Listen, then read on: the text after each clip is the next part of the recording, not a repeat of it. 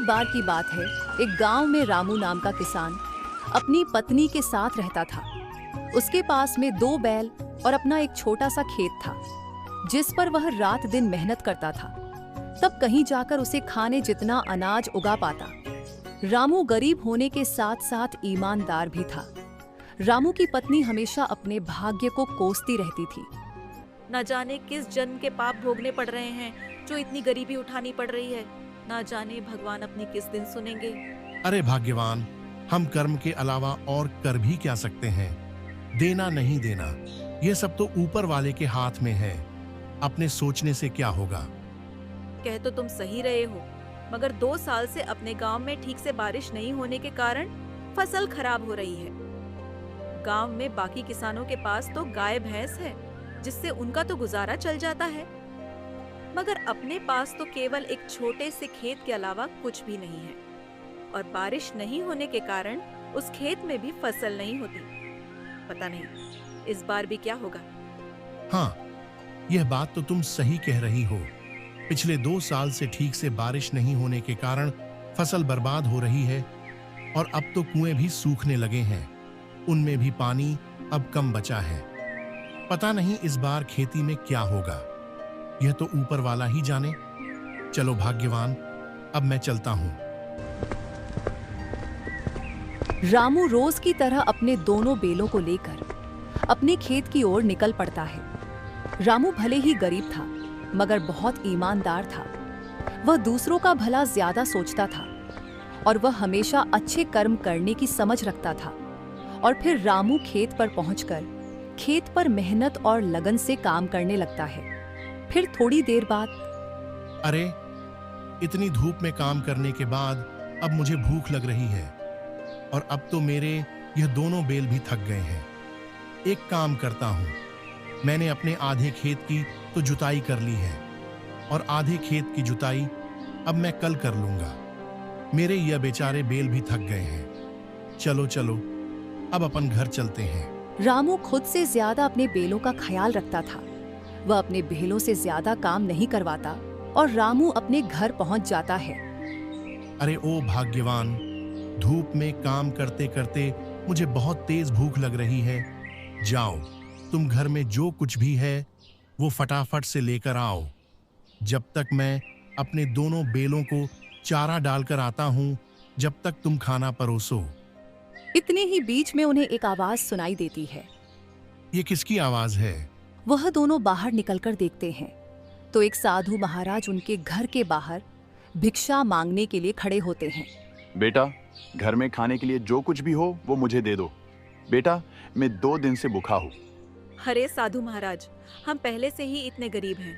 हम जैसे तैसे करके अपना जीवन गुजार रहे हैं। ऐसे में हम तुम्हें कहाँ से दान दें? गरीब किसान की स्थिति देखकर बाबा जी समझ चुके थे और बोले, कोई बात नहीं बेटा, कोई बात नहीं, ठीक है बेटा, अब मैं चलता हूँ। मैं किसी और घर से भिक्षा मांगकर खा लूंगा। अरे भाग्यवान, अपने घर में बाबा को देने लायक कुछ भोजन है क्या? अरे अपने घर में कहाँ से आएगा? अपने घर में बाबा को देने लायक कुछ भी नहीं है। केवल थोड़े से चावल थे जो आपके लिए बने हैं। अगर वह बाबा को दे देंगे तो आपको भूखा रहना पड़ेगा। रुकिए बाबा, जाओ भाग्यवान, जो मेरे लिए भोजन है वह लाकर बाबा को दे दो। मगर फिर तुम क्या खाओगे? अगर बाबा को तुम भोजन दे दोगे, फिर घर में एक अन्न का दाना तक नहीं है। तुम्हें भूखा रहना होगा। भाग्यवान, उसकी चिंता तुम मत करो, मैं तो भूखा रह लूंगा। मगर बाबा को मैं अपने घर से भूखा जाने दूंगा तो मेरे गले से वैसे भी खाना नहीं उतरेगा। जाओ, तुम बाबा के लिए वह भोजन ले आओ। रामू की पत्नी रामू की बात के अनुसार रामू के हिस्से का खाना बाबा को दे देती है। धन्यवाद बेटा, धन्यवाद। भले ही तेरे अभी बुरे दिन चल रहे हैं, मगर ऊपर वाला सब देख रहा है। वह तेरी एक दिन अवश्य सुनेगा। बेटा धीरज रख। फिर सुबह हर रोज की तरह आज भी अपने दोनों बेलों के साथ खेत की ओर चल देता है। अपने खेत की जुताई कर ही रहा था तो फिर इतने में एक अमीर व्यक्ति रामू के खेत के किनारे से गुजर रहा था और रामू के पास आकर कहता है, अरे भाई, यहाँ आसपास कहीं पानी है क्या? भाई साहब, यहाँ से कुछ ही दूर पर एक हेड पंप है, जाकर आप वहां से पानी ले लो। अरे भाई, तुम बड़े मेहनती दिख रहे हो। तुम इतनी मेहनत क्यों कर रहे हो? मैं अपने और अपनी पत्नी के लिए कपड़े, भोजन और घर के लिए इतनी मेहनत करता हूँ। अरे तुम इतनी मेहनत करने के बावजूद अभी तक गरीब की गरीब हो। तुम तो अच्छे काम करते हो तो भी तुम गरीब हो। मुझे तो नहीं लगता है कि कर्मों का फल मिलता है। नहीं भाई साहब, मुझे पूरा विश्वास है। भगवान के घर पर देर है मगर अंधेर नहीं। जो अच्छे कर्म करेगा उसे अच्छे कर्म का फल अवश्य मिलेगा। देर से मिलेगा मगर मिलेगा जरूर। शायद मुझे अभी नहीं मिला मगर एक दिन अवश्य मिलेगा। रामू की बात सुनकर अमीर व्यक्ति हंसता और वहां से चलता बना। रामू ने अपनी मेहनत जारी रखी मगर खेत को जोतते जोतते अचानक से रामू का पैर हल्के नीचे आ जाता है, जिस कारण रामू का पैर कट जाता है। रामू दर्द के मारे झू उठा। अरे भगवान, मेरा पैर कट गया। अरे प्रभु, वह अमीर व्यक्ति सही बोल रहा था क्या कि कर्मों का कोई फल नहीं होता। अगर मैं अच्छे कर्म कर रहा हूं तो भी मेरा पैर कट गया।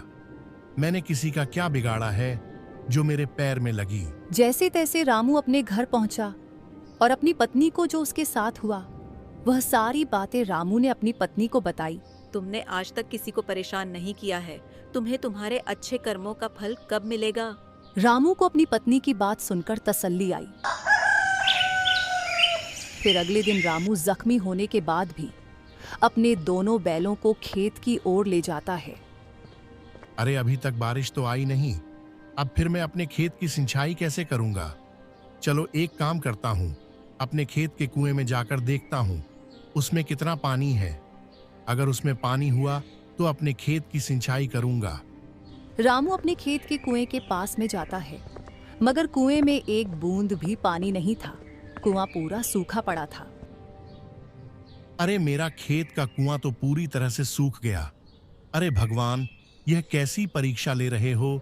घर में अन्न का एक दाना नहीं और अब तो मेरा कुआं भी सूख गया है। इस बार खेती में कैसे करूंगा? भगवान, एक काम करता हूं, मैं अपने कुएं के अंदर जाकर खुदाई करता हूं। अगर पानी निकल जाए, हे प्रभु कृपा करना। इतना कहकर रामू कुएं के अंदर उतरकर खुदाई शुरू करता है तो थोड़े समय बाद अचानक से कुएं के अंदर से पानी निकलने लगता है। यह पानी कहां से आया? मुझे तो अपनी आंखों पर विश्वास ही नहीं होता। मुझे तो लगता है यह सब मेरे अच्छे कर्मों का फल है जो मुझे मिला। भाग्यवान सही कह रही थी कि तुम्हें तुम्हारे अच्छे कर्म का फल अवश्य मिलेगा। ऊपर वाले ने मेरी सुन ली। इस पानी से तो अब मैं अपने खेत की सिंचाई अच्छी तरह से कर सकूंगा। रामू की खुशी का कोई जवाब नहीं था। रामू पानी को देखकर बहुत खुश हो गया और कुएं के पानी से अपने खेत में सिंचाई करता है, जिससे उसकी फसल बहुत अच्छी होती है और उस फसल को बाजार में बेचकर अच्छा मुनाफा कमाता है और खुशी खुशी अपना जीवन यापन करता है। और वह अपना एक बड़ा घर भी बना लेता है और ऐसे ही अपनी मेहनत जारी रखता है और रामू अपनी पत्नी के साथ खुशी खुशी रहने लगता है। इस कहानी से हमें यह सीख मिलती है कि हमेशा मेहनत करते रहना चाहिए, क्योंकि किसी ने सच ही कहा है कि मेहनत का फल मीठा होता है। और कभी भी हार नहीं माननी चाहिए, क्योंकि संघर्ष ही जीवन है।